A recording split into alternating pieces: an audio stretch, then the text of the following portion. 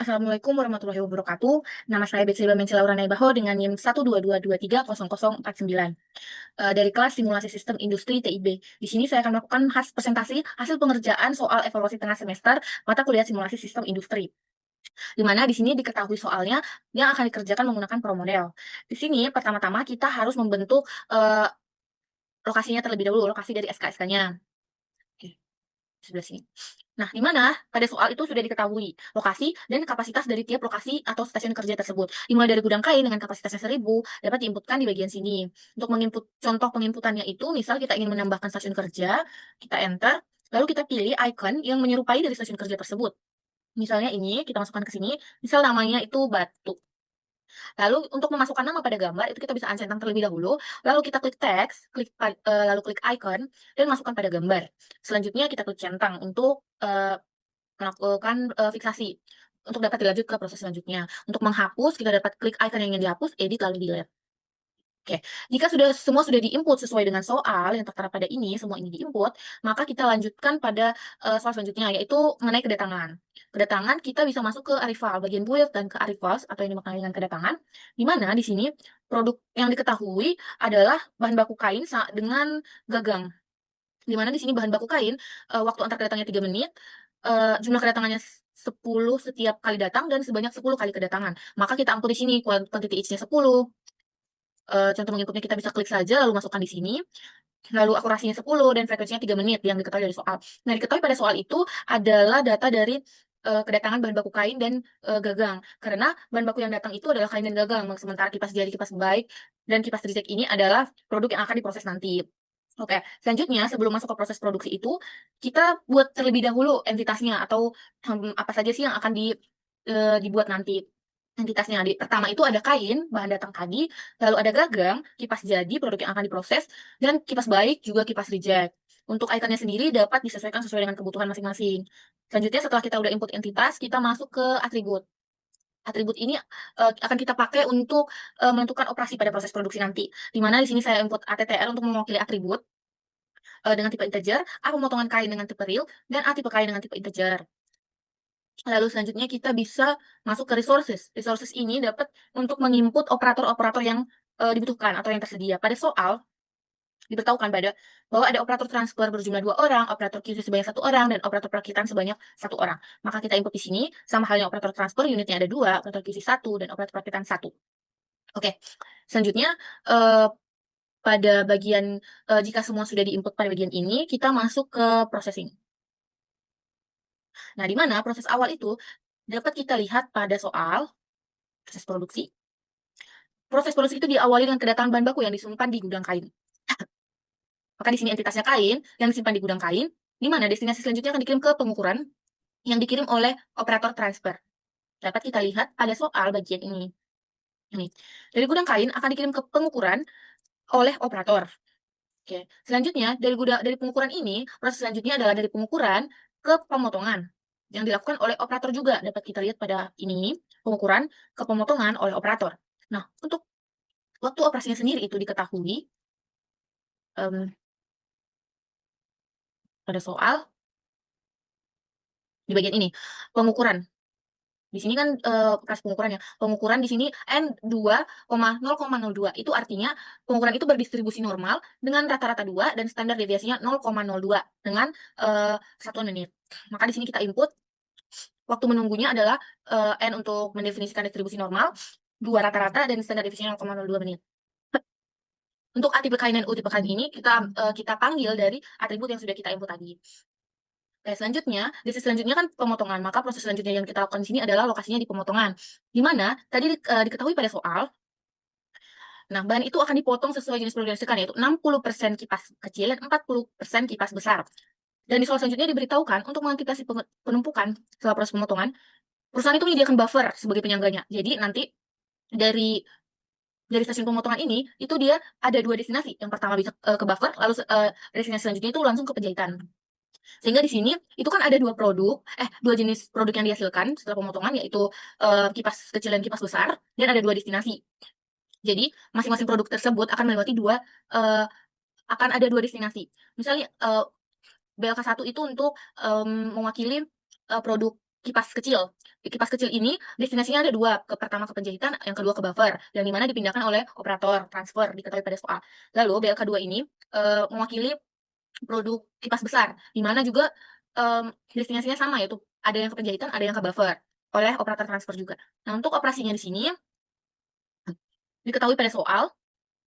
Nih, untuk tipe 1 yaitu 3, untuk tipe 2 3,5. Maka menggunakan pengisian data seperti ini, di mana pemotongan kain itu dia jika tipe kainnya 1, maka rutenya itu 3 menit, seperti yang dikatakan pada 2. Jika 2, itu maka menggunakan 3,5 menit. Sistem seperti ini tuh digunakan untuk yang menggunakan output 2 atau 2 tipe. Oke. Selanjutnya kan yang pertama-tama itu kita definisikan terlebih dahulu untuk destinasi buffer di sini. Nah, setelah dari buffer itu kan hanya untuk penyimpanan sementara. Jadi kain tersebut akan kembali lagi ke penjahitan. Akan dilanjutkan ke penjahitan yang dikirimkan oleh operator transfer. Dapat diketahui pada soal. Selanjutnya, untuk bahan yang dari pemotongan yang langsung ke penjahitan tadi, setelah dari penjahitan itu akan langsung ke perakitan yang dilakukan oleh operator. Untuk operasinya juga diketahui pada soal. Ini L itu mendefinisikan distribusi log normal dengan rata-rata 3,5 dan standar deviasi 0,3 dapat kita masukkan pada bagian operasi. Oke, selanjutnya dari penjahitan itu akan ke SK perakitan.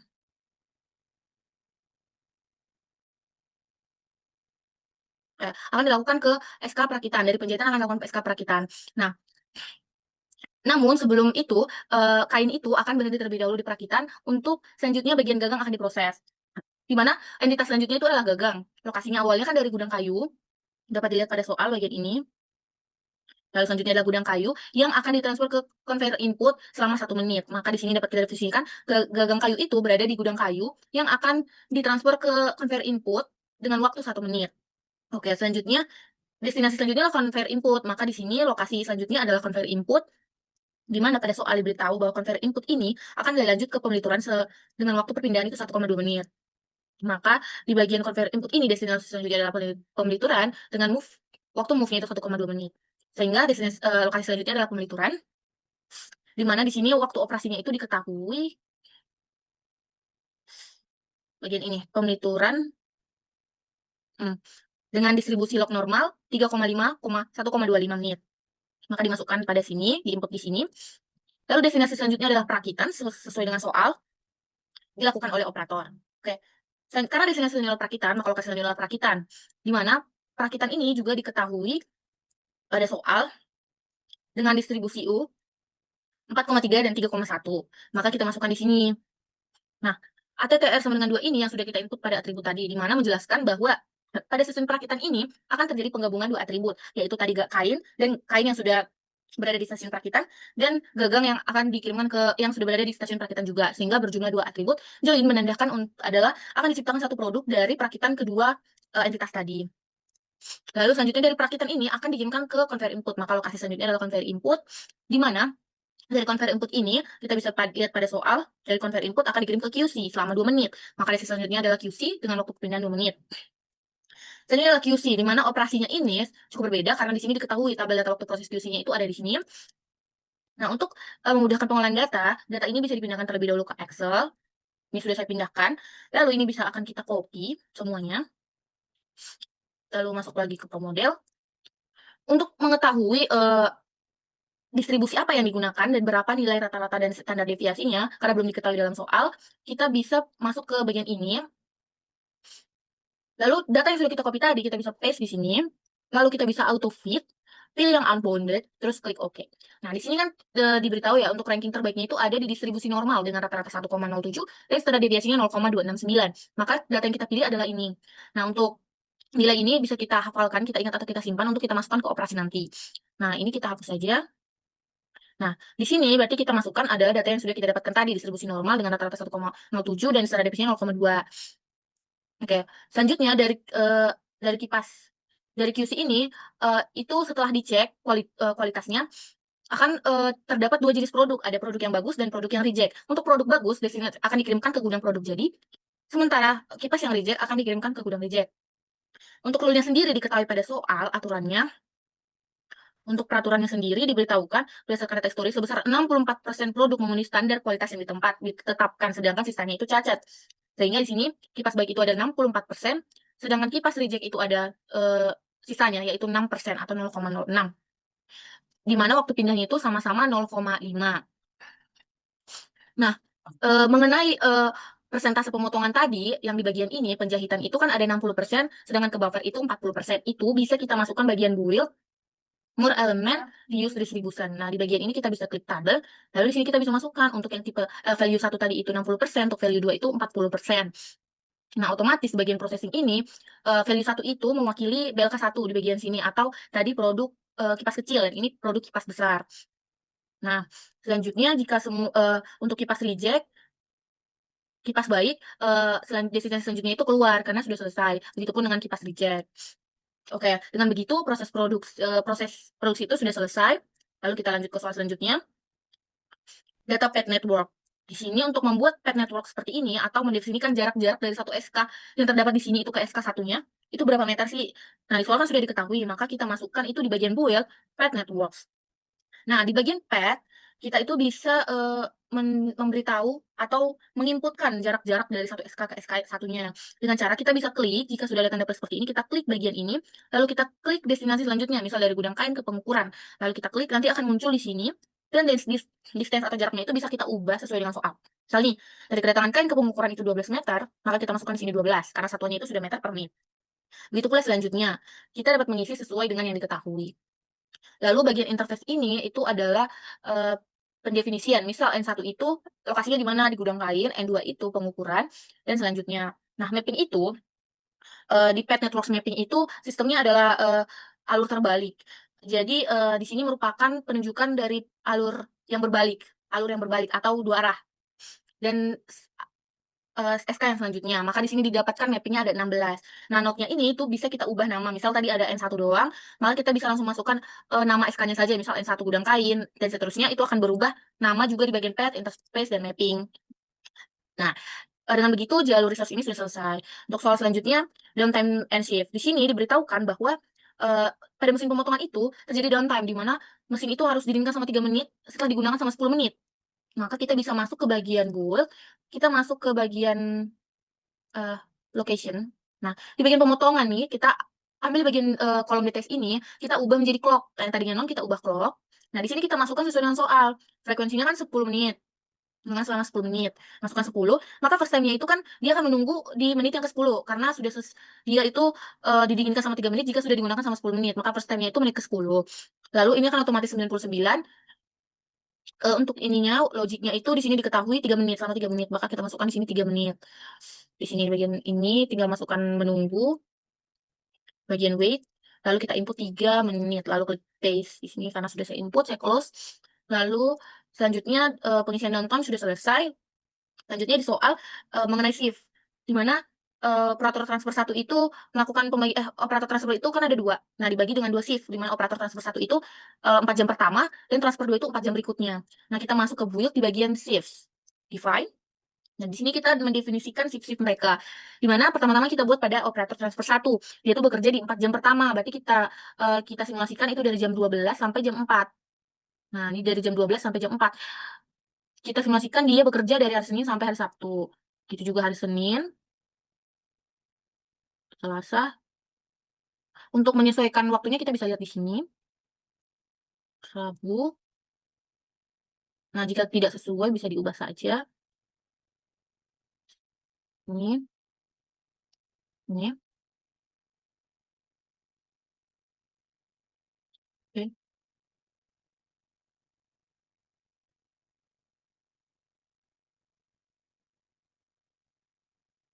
Ya.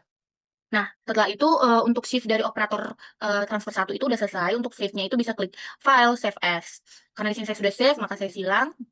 Nah, untuk operator yang kedua, shift kedua itu kita bisa klik lagi bagian shift, bagian define. Nah, untuk shift kedua itu kan 4 jam berikutnya. Tadi operator pertama itu sudah selesai di pukul 4, maka dia akan mulai di pukul 4. Operator kedua akan dimulai di pukul 4 sampai pukul 8. Berjumlah 4 jam. Nah, untuk menyesuaikan jamnya kita bisa input manual saja di bagian ini. Untuk hari Senin sampai Sabtu juga.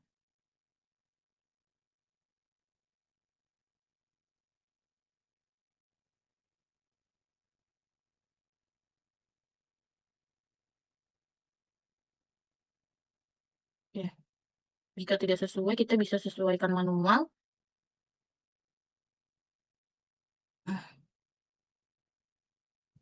08, 00, ini juga 04, dimulai dari 0400 sampai 08. Nah, semua sudah selesai, maka save lagi file seperti yang sudah diberitakan tadi menggunakan save as.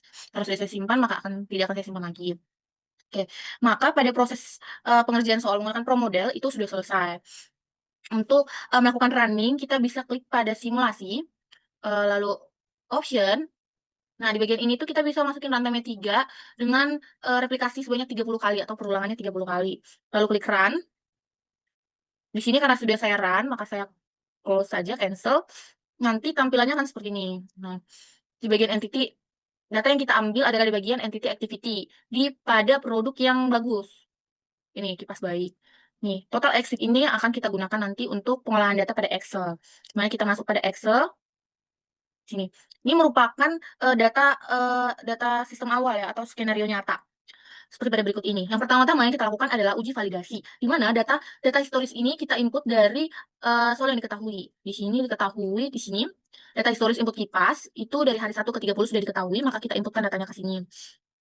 Lalu data simulasi ini didapat dari skenario nyata tadi, yaitu yang nih, yang sudah kita run tadi. Kita ambil replikasi 1 sampai 30, 72 sampai 69 ini dimasukkan ke uji validasi ini. Nah, selanjutnya kita untuk menguji validasi itu, kita klik data analisis pada bagian kanan atas ini, kita klik, lalu pilih yang pertama-tama kita pilih deskriptif statistik, lalu klik OK. Nah, bagian input range ini kita masukkan data historis dan simulasi, keduanya kita masukkan. Lalu bagian summary statistik kita centang, dan confidence level forming itu juga kita centang, dan dengan persentase 95%. Lalu output range-nya itu kita pilih kolom di mana kita meletakkan outputnya nanti. Saya itu klik OK. Ini saya sudah melakukan, maka saya cancel. Akan muncul data seperti ini, seperti pada layar. Di mana data yang kita butuhkan itu adalah kurtosis dan skewness. Jika nilai pada kurtosis sama skewness ini sama-sama negatif, maka data tersebut dinyatakan normal. Sebaliknya, jika salah satunya ada yang positif, maka data tersebut tidak normal. Nah, dari data yang saya dapatkan, data historis itu terdapat salah satu data yang positif dan salah satunya negatif, maka data tersebut tidak normal. Sementara untuk data simulasi, keduanya negatif, maka data tersebut dinyatakan normal. Oke, untuk pengujian kedua, yaitu pengujian penolakan H0 atau penerimaan H0. Kita kembali ke data analisis, lalu pilih bagian yang t-test untuk 2 sampel, klik OK. Nah, untuk variabel 1, ini kita pilih data history terlebih dahulu, lalu variabel 2 kita pilih data simulasi dengan alfanya itu 0,05 sesuai dengan ketentuan statistik, lalu output range-nya kita pilih kolom di mana kita harus meletakkan tabelnya, lalu klik OK. Karena saya cancel. Nah, untuk data hasil data ini yang kita pilih adalah T, karena ini adalah pengujian T. Data di sini kita lihat nilai P-nya yaitu 1,49 kali 10 pangkat minus 15 atau bisa kita definisikan 0,000049. Nah, data tersebut jika lebih besar dari 0,05 atau lebih besar dari alfa, maka A0 itu dinyatakan ditolak. Namun sebaliknya, jika lebih kecil, maka A0 diterima. Di sini nilai yang saya dapatkan itu lebih kecil dari 0,05, sehingga data H0 saya diterima. Oke, dengan demikian uji validasi sudah selesai. Jika data dinyatakan valid, maka kita dapat membuat skenario 1, 2, dan 3 untuk dapat kita melakukan nanti metode Bonferroni. Nah, di sini saya sudah melakukan skenario 1, skenario 2, dan skenario 3. Di mana skenario 1 itu saya melakukan perubahan pada jarak. Di mana pada data awalnya itu, di sini, Path Networks, jaraknya itu ini, distance-nya terlihat pada layar. Sementara pada skenario 1, jaraknya itu saya kurangi, seluruh jarak saya kurangi, menjadi seperti pada layar. Sehingga setelah di-running, saya mendapatkan nilai seperti ini. Total exit-nya menjadi berubah. Lalu saya masukkan di bagian sistem 2. Karena sistem 1 itu merupakan skenario nyatanya, atau skenario awal yang sudah kita buat tadi. Untuk sistem 3 itu adalah skenario 2, dan sistem 4 adalah skenario 3. Di mana skenario 2 ini saya melakukan perubahan pada distribusi waktu penjahitannya, atau stasiun kerja penjahitan tadi. Maka total exit-nya pun berubah. Lalu selanjutnya skenario 3, saya melakukan perubahan pada waktu downtime-nya, atau saya kurangi waktu downtime-nya, maka total exit-nya pun berubah atau juga berkurang. Maka kita inputkan hanya 10, di sini saya menginputkan hanya 10 replikasi. Saya masukkan pada data di sini, di mana skenario nyata saya ubah nama menjadi sistem 1, skenario 1 menjadi sistem 2, dan seterusnya. Lalu dilakukan pengamatan perbedaan. Untuk pengamatan pertama itu yaitu pada sistem 1 dan 2, yang kedua sistem 1 dan 3, dan selanjutnya adalah sistem 1 dan 4. Karena kita untuk menganalisis perbedaan sistem 1 ke sistem yang lainnya, atau skenario nyata ke skenario 1, 2, dan 3. Nah, pertama-tama kita cari dulu sampleman-nya dengan rumus begini, average atau rata-rata. Mencari rata-rata, lalu kita cari standar deviasinya, menggunakan rumus standar deviasi, sampel variannya, sama standar error-nya. Lalu di sini ketentuannya nilai C adalah 3 dan nilai alpha adalah 0,05. Lalu kita dapat mendapatkan nilai alpha per C itu 0,01, kita bagikan C dengan alpha, lalu T atau tin V dari alpha per 2-nya yaitu kita dapatkan nilai 2,93. Lalu kita lakukan perbandingan pada sistem 1 dan sistem 2, 3, dan 4. Di mana pertama-tama itu rumusnya adalah sampel mean ini dikurang dengan T alpha per 2 dikali dengan standar error-nya. Nah, untuk perbandingan sebelah kiri itu kita melakukan pengurangan, sementara sebelah kanan ini dia lakukan penjumlahan dengan rumus yang sama. Begitu pula dengan perbandingan 1 dan 3 menggunakan data 1 dan 3, begitu pula dengan 1 dan 4 menggunakan data 1, 4. Nah, jika nilai kiri dan kanan itu sama-sama negatif, maka kesimpulannya adalah terdapat perbedaan yang signifikan antara sistem yang satu dengan yang lainnya. Jika salah satunya positif, salah satunya negatif, maka disimpulkan tidak terdapat perbedaan signifikan antara sistem yang satu dengan yang lainnya. Namun, jika keduanya positif, yang dapat kita simpulkan adalah nilai yang tertinggi, itu merupakan sistem yang terbaik. Di sini saya mendapatkan nilai perbandingan 1 dan 2 itu, salah satunya negatif, maka kesimpulannya adalah tidak terdapat perbedaan signifikan antara sistem 1 dan 2. Untuk perbandingan sistem 1 dan 3 sendiri, juga sama seperti perbandingan 1 dan 2, salah satunya negatif, maka di antara kedua sistem itu tidak terdapat perbedaan signifikan. Namun, terdapat perbedaan pada perbandingan 1 dan 4, di mana keduanya sama-sama positif. Di mana nilai sebelah kanan itu lebih tinggi, maka dapat disimpulkan sistem 4 itu lebih baik dari sistem 1. Oke. Dengan begitu, pengerjaan ujian tengah semester, saya sudah selesai. Kurang lebihnya saya mohon maaf. Saya ucapkan terima kasih. Wassalamualaikum warahmatullahi wabarakatuh.